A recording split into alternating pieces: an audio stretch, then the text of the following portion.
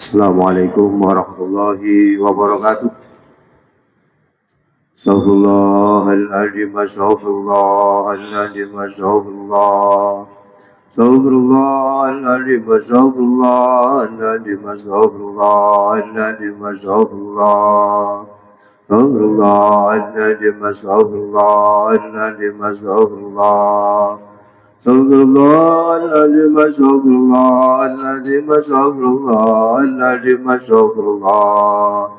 Astaghfirullahaladzim, astaghfirullahaladzim, astaghfirullah. Astaghfirullahaladzim, astaghfirullahaladzim, astaghfirullahaladzim, astaghfirullah.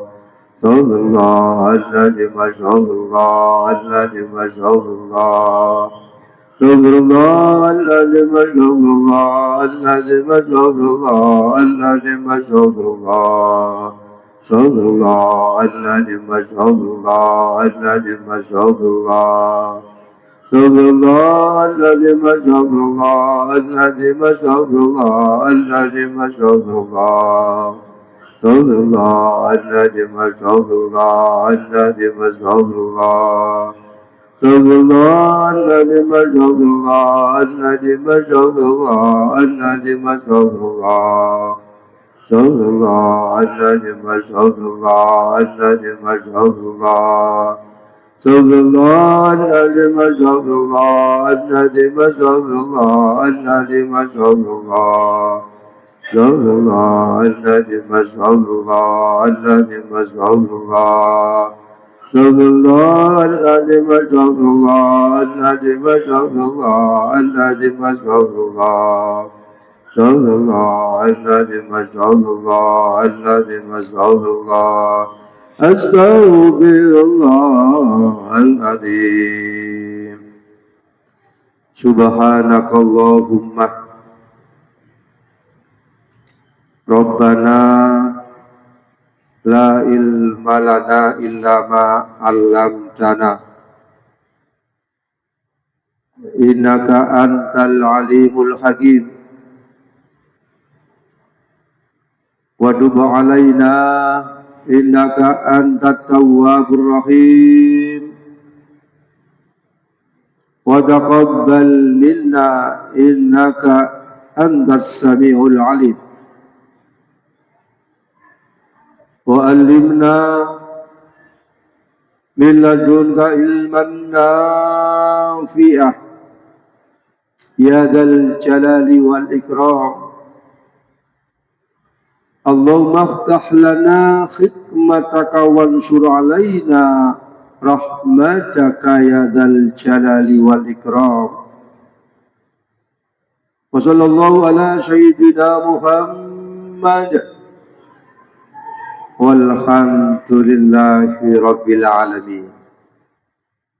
Hadirin hadirat jamaah Masjid Baitur Rahim, Majelis Taklim rahimakumullah.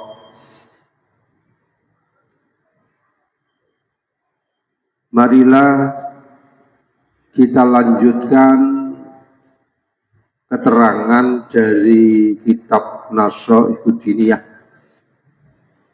Bismillahirrahmanirrahim. Wa'alamu ma'asyiral ikhwan aiqadallahu qulubana wa qulubikum.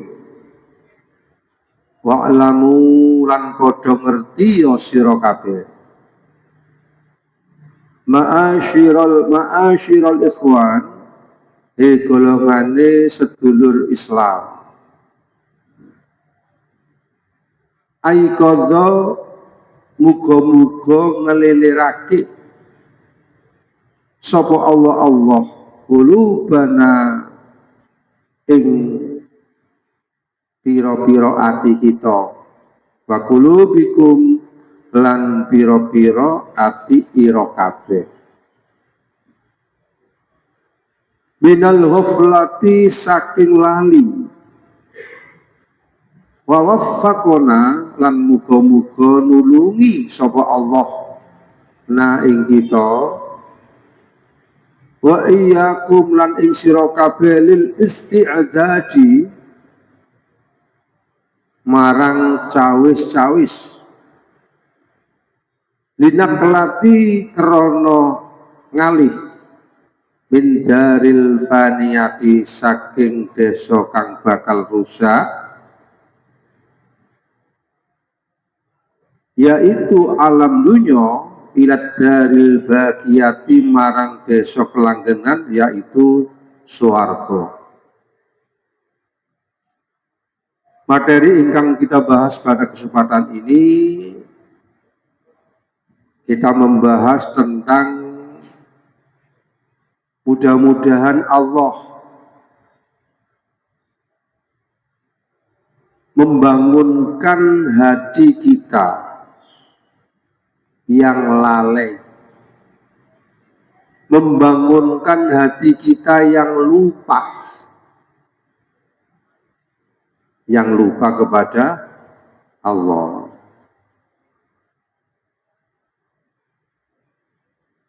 Diharapkan kita ini setiap detik, setiap hembusan nafas selalu ingat kepada Allah.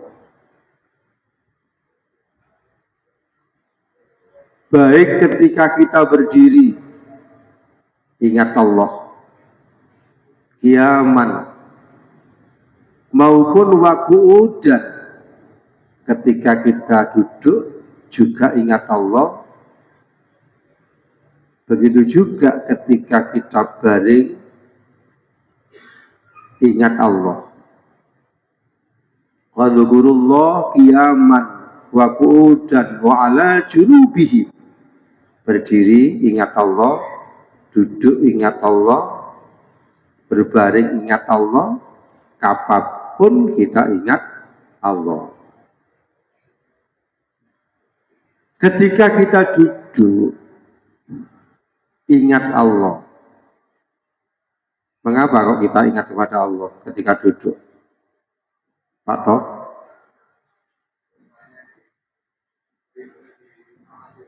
Ya. Kenapa kita setiap duduk, ketika berdiri, berbaring, kok ingat Allah? Pak Iwan? Kenapa? Kok diharapkan setiap gerak-gerik kita ini, baik pada waktu duduk, berdiri, berbaring, kapanpun, diharapkan ingat Allah. Mengapa? Kenapa? Agar apa?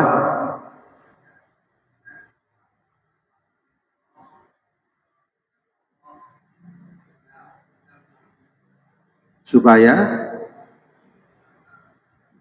pertama sadar. Gimana Pak Imirin? La haula wala quwata illa billah. Tidak ada daya untuk menghindari satu kemaksiatan, tidak ada kekuatan untuk melakukan satu ibadah illa billahil aliyyil azim, kecuali pertolongan Allah. Pak Ikhwan dari Rungkut ke sini bisa ikut jamaah, sekarang duduk di sini. Siapa yang beri pertolongan? Allah. Kita bisa mendengarkan, kita bisa duduk, kita bisa bernafas, bisa melihat. Semuanya itu dari Allah. Ketika kita sadar diri bahwa diri kita itu lemah, bahwa diri kita itu adalah tidak berdaya, kecuali kita bisa berdiri, kita bisa duduk, kita bisa berbaring, kita bisa berpikir. Kalau sudah ingat bahwa ini dari Allah, kalau kita sudah ingat ini dari Allah, bukan dari diri kita, sadar diri, berarti itu namanya zikir, ingat kepada Allah. Nah, kalau sudah kondisi seperti itu, apa yang harus kita lakukan? Kita bisa duduk, bisa berdiri, bisa berbaring, bisa berjalan, bisa bernafas, bisa minum, bersyukur. Bersyukur. Mengapa kok bersyukur? Berterima kasih. Kita diberi sehat. Di satu sisi, ada orang yang diuji Allah. Gak bisa melihat, gak bisa mendengar, duduk aja tidak bisa, bernafas saja diminta bantuan oksigen. Kalau sudah kita menyadari eksistensi kita, keberadaan kita yang seperti itu, ketika kita bisa melihat, bersyukur, berterima kasih. Berterima kasihnya bagaimana? Berterima kasihnya itu kesehatan kita, zahir batin diharapkan untuk menambah ibadah. Menambah ibadah. Karena tugas dan tujuan Allah menciptakan jin dan manusia tidak ada lain hanya untuk apa? Mengabdi dan ibadah kepada Allah. Tujuan yang pertama ibadah. Tujuan yang nomor dua sebagai khalifah. Sebagai hamba Allah yang harus tunduk dan patuh kepada Allah setiap detik, setiap hembusan nafas, setiap detak jantung, mengabdi kepada Allah. Itu tujuannya. Nah, tujuan yang kedua sebagai khalifah. Apa khalifah itu? Untuk memajukan peradaban. Sebagai khalifah itu kan sebagai seorang pemimpin di keluarga, di masyarakat, di bangsa dan negara. Bagaimana masyarakat ini menjadi masyarakat yang marhamah, baik, maju, maju dalam bidang apapun, dalam bidang kalau di perkotaan ini kan dalam bidang perdagangan, UMKM. Bagaimana itu bisa maju? Kalau di desa pertanian, kalau di laut perikanan, dan lain sebagainya, dan lain sebagainya. Itu tujuannya untuk memakmurkan, untuk memajukan satu peradaban. Yang dulunya tidak ada pesawat, ada pesawat. Yang dulunya tidak ada kapal, ada kapal. Yang dulunya tidak ada HP, ada HP. Ini di samping mengabdi kepada Allah, ibadah kepada Allah, begitu juga bagaimana bangsa, negara, masyarakat, keluarga menjadi yang maju, yang tidak terlepas dengan nilai-nilai akhlak dan keimanan. Jadi di dalam materi yang kita bahas ini, kita berharap kepada Allah. Berharap mudah-mudahan kita dibangunkan dari yang lalai kepada Allah, ghaflah menjadi ingat kepada Allah. Kenapa? Karena dengan ingat kita bersyukur. Bisa melihat, penglihatan kita ini digunakan apa Pak Tok? Melihat apa? Melihat tanda-tanda kebesaran Allah, untuk baca Al-Quran, membaca ayat-ayat kauniyah, tanda-tanda kebesaran Allah. Apa tanda-tanda kebesaran Allah itu apa Pak Ikhwan? Tanda-tanda kebesaran Allah, ciptaan-ciptaan Allah, melihat malam, melihat siang, pergeseran antara malam dan siang, siang dan malam. Apapun yang kita lihat, tumbuh-tumbuhan, air, tanah, udara, bangunan, di situ ada kudrat dan irodatnya Allah. Di situ ada kekuatan-kekuatan Allah, kudrat dan irodatnya Allah. Sehingga ketika kita melihat malam, ingat Allah. Ketika kita melihat pagi, ingat Allah. Pergeseran ini Allah yang menggerakkan. Ketika panjenengan bisa berjalan, ingat Allah. Kenapa kau ingat Allah? Karena Allah yang memberikan kekuatan kita bisa berjalan. Jangan sampai kita menjadi orang yang ghaflah. Apa ghaflah? Lupa.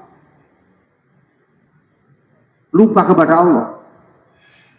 Kalau kita sudah merasa tidak mampu melihat diri kita, wa fi anfusikum afala tubsirun, dan di dalam dirimu apakah kamu tidak memperhatikan? Lupa, akhirnya dampaknya apa Pak? Kalau sudah lupa kepada Allah, malas beribadah. Tidak zikir, males. Tidak jamaah, males. Tidak membaca sholawat, males. Diajak kajian-kajian, males. Kenapa kok males? Karena lalai, ghaflah, lupa kepada Allah. Kalau kesehatan jasmani dan rohani ini adalah apa? Anugerah dari Allah. Makanya di dalam kitab ini kita diingatkan oleh Allah, diingatkan supaya apa? Memohon kepada Allah agar diri kita ini jangan sampai menjadi orang yang lupa. Allahumma a'inni ala dzikrika wa syukrika wa husni ibadati. Allahumma a'inni, ya Allah, tolonglah saya ala dzikrika, supaya bisa mengingat Engkau di mana saja berada. Di rumah, di kantor, di tempat pekerjaan, dimanapun berada, ingat kepada Allah. Posisi sendiri ingat kepada Allah, posisi berdiri ingat kepada Allah, posisi habis bangun tidur ingat kepada Allah. Kenapa kau ingat kepada Allah? Karena anugerah kesehatan jasmani dan rohani ini dari Allah. Ya. Makanya di dalam hadis Nabi besar Muhammad Shallallahu Alaihi Wasallam kita diingatkan, ya toh? Diingatkan bagaimana? Yang artinya banyak orang yang lupa dengan diberikan oleh Allah kesehatan jasmani dan rohani. Ya toh? Lupa. Kesehatannya bahwa ini adalah dari Allah itu lupa. Lupa kepada Allah kalau ini anugerah dari Allah. Sehingga tidak dimanfaatkan untuk meningkatkan satu ibadah. Jadi supaya kita selalu ingat kepada Allah, kita memperbanyak zikir kepada Allah. Berdiri ingat Allah, duduk ingat Allah, berbaring ingat Allah. Di mana saja kita ingat kepada Allah. Itu materi yang kita bahas dalam kesempatan yang baik ini. Kita memohon kepada Allah agar kita selalu ingat kepada Allah, jangan sampai lupa kepada Allah. Di dalam hadis tadi dikatakan, Allahumma inni ala dzikrika. Ya Allah, tolonglah kami supaya ingat kepada Engkau. Wa syukrika, di samping ingat dan bersyukur. Di samping bersyukur, wa husni ibadatik, menjadi hamba Allah yang ibadahnya baik. Oke, ada yang tanyakan, monggo silakan Pak Ikhwan, tanya dulu. Agak maju sedikit. Nah, pun silakan.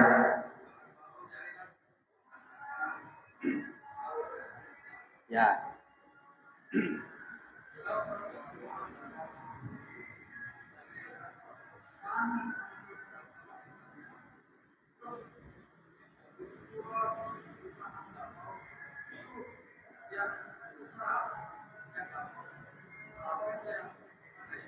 Jadi di dalam hadis Nabi besar Muhammad Sallallahu Alaihi Wasallam dijelaskan salah satu min makarimin akhlak indallah, ada 3 nilai akhlak yang tinggi di sisi Allah.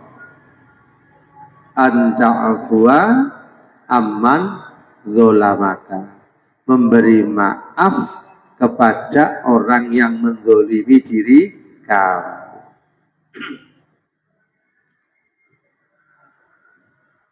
Kalau tidak mau memberi maaf, urusannya dia. Kita masih tetap baik. Karena tanda-tanda orang yang beriman, wal'afina 'anil nas wasyari'u ila maghfiratin min rabbikum wa jannatin arduwas samawati wal ardh uiddat lil muttaqin alladzina yunfikuna fis sarra wad dharra wal kadhibina al ghaidh wal 'afina 'anil nas. Tanda-tandanya orang yang bertakwa itu mau memberi maaf kepada sesama manusia. Ketika kita mohon maaf tidak diterima, ya tidak apa-apa. Yang penting kita sudah mohon maaf, berupaya. 1 kali tidak terima, 2 kali tidak, 3 kali tidak terima. Yang penting kita sudah mohon maaf. Konsekuensinya nanti dihadapkan di hadapan Allah. Ketika yang seharusnya ini jam 10 masuk surga, tetapi dia masih punya urusan dengan manusia, didatangkan yang tidak mau memberi maaf tadi, didatangkan kedua orang ini. Setelah didatangkan, dia menuntut ya kebaikan-kebaikan dan dia mendolimi ya kebaikan orang ini diberikan kepada orang yang didolimi. Ya, nanti didatangkan di hadapan Allah kedua orang ini tadi. Ya, itu konsekuensi bagi orang yang belum memberi maaf kepada sesama manusia. Paham? Oke, monggo Pak Mirin, silakan. Pertanyaan kedua, silakan.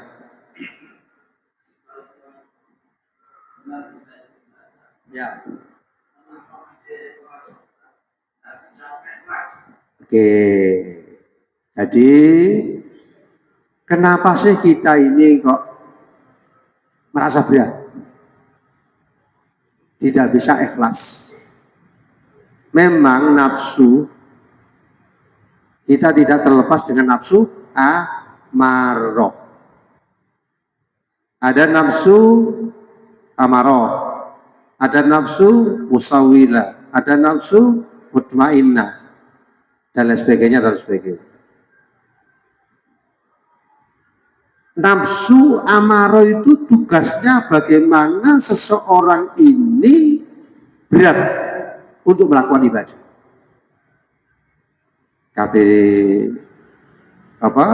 Melakukan ibadah ini kok ada rasa males,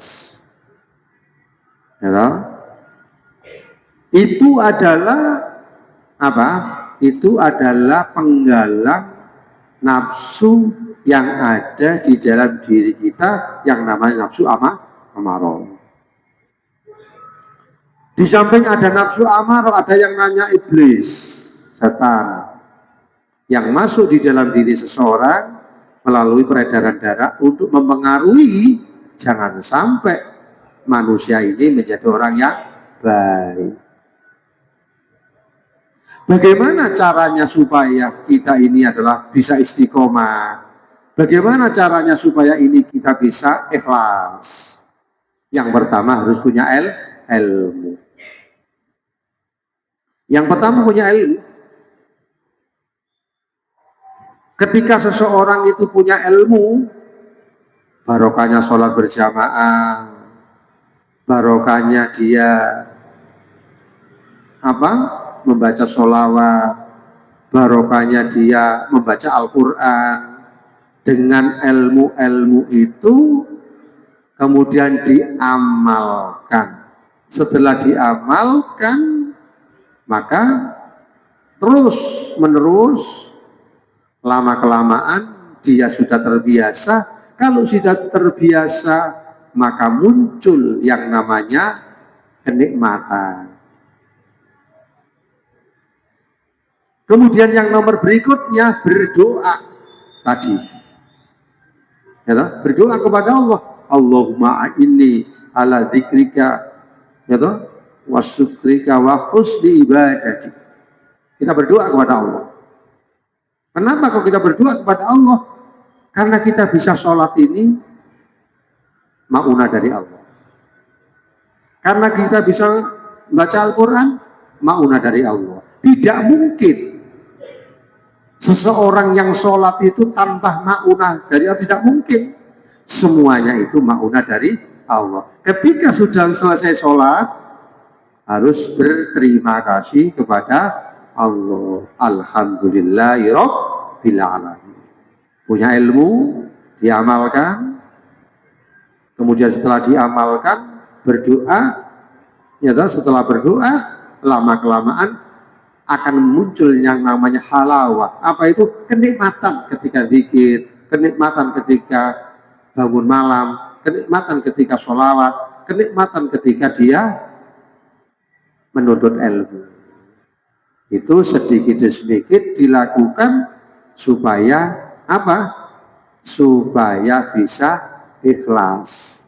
Semuanya itu tidak terlepas dari ujian. Dan dia tahu kalau nafsu itu kepingin enak-enakan, kepingin tidur-tiduran, kepingin jalan-jalan, kepingin nyantai, gak kepingin ribet, terus pokoknya sing enak-enak toh nafsu itu.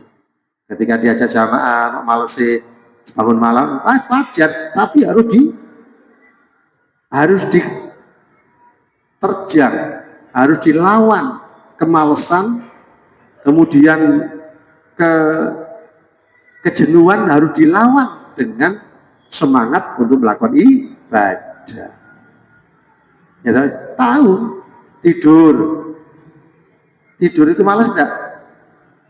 Tidak kan? Tidak malas. Cangkruan, lugu-lugu malas betul? Tidak. Makan-makan malas enggak? Enggak. Yang malas jamaah malas, zikir malas, ngaji malas. Ya toh?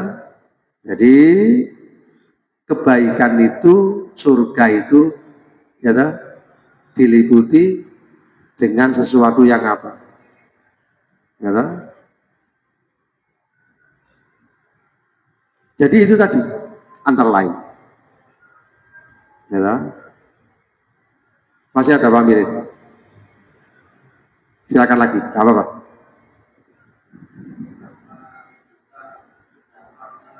Ya.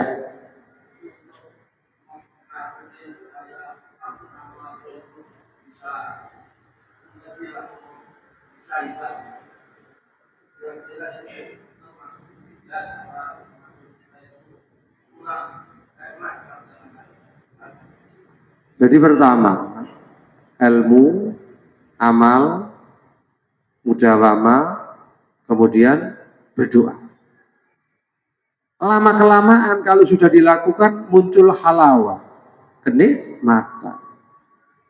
Tetapi apa yang dilakukan ini murni karena Allah.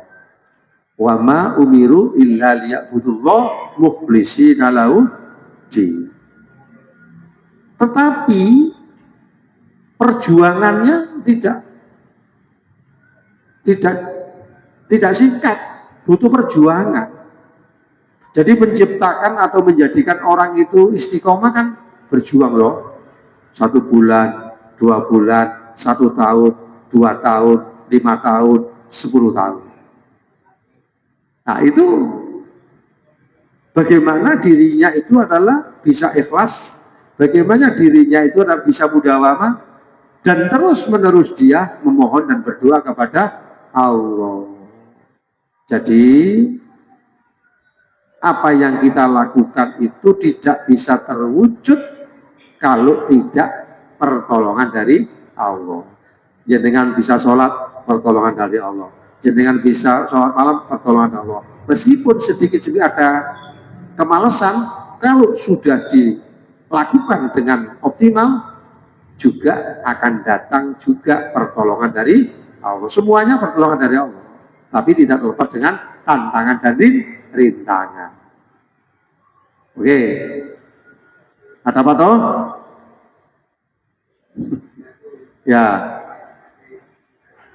Ya, terus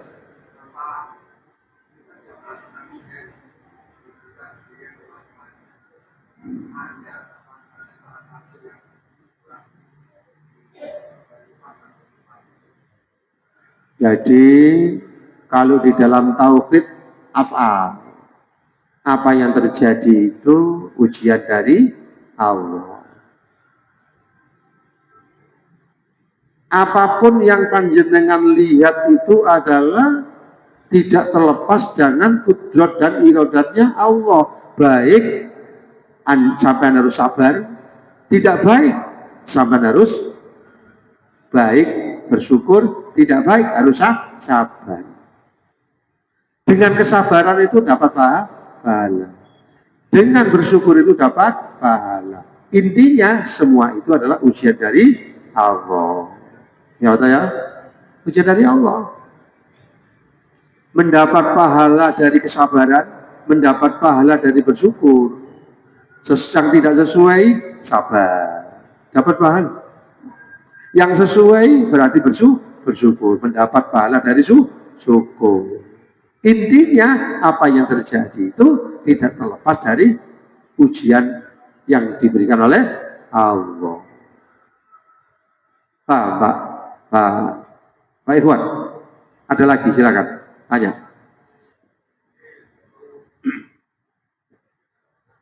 Ya sabar ya. Ya.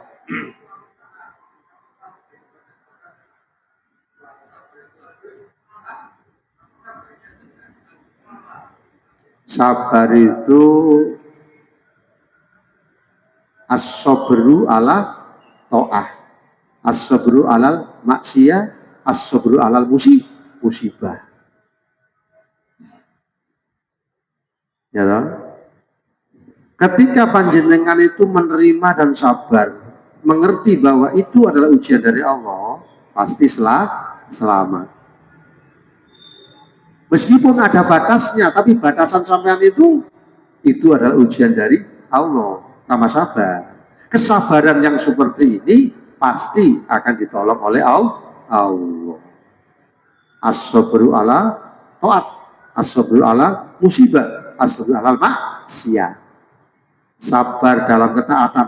Contoh, sakit, gak bisa berdiri, sholat dengan duduk. Tidak bisa berduduk dengan berbaring. Tidak bisa berbaring dengan semampunya. As-sabru alal ta'at. As-sabru alal maksiyah. Sabar dalam rangka menghadapi satu kemaksiatan. Sabar menghindari jangan sampai berbuat maksiat. Apapun yang terjadi. Karena itu ujian dari Allah. As-sabru alal musibah. Sesuatu yang tidak menyenangkan. Nah, sesuatu yang tidak menyenangkan itu kalau dia sadar diri bahwa ini adalah ujian dari Allah, tenang.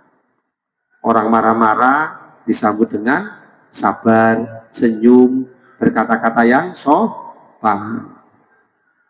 Itu butuh proses.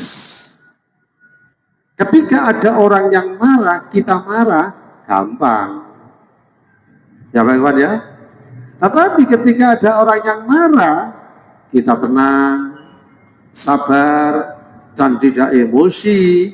Itulah kesabaran yang tinggi. Bahwa dia sadar apa yang terjadi itu adalah ujian dari Allah. La haula wala quwata illa billahil aliyil azim. Sabar itu ilmu yang sangat tinggi. Kenapa? Karena dia sadar, dia tahu yang muncul itu adalah ujian. Tetapi kalau dia tidak sadar bahwa yang muncul itu orang itu, kita lawan, maka melawan dari emosi yang seperti itu tidak menyelesaikan satu masalah. Tapi kalau dia sadar, dihadapi dengan tenang, apa yang terjadi itu adalah tidak terlepas dari kudrat dan iradatnya Allah, ujian Allah, dia tenang, berbicara yang baik, pasti Allah akan menolongnya. Berat Pak Iwan? Berat ya, berat tapi harus berusaha.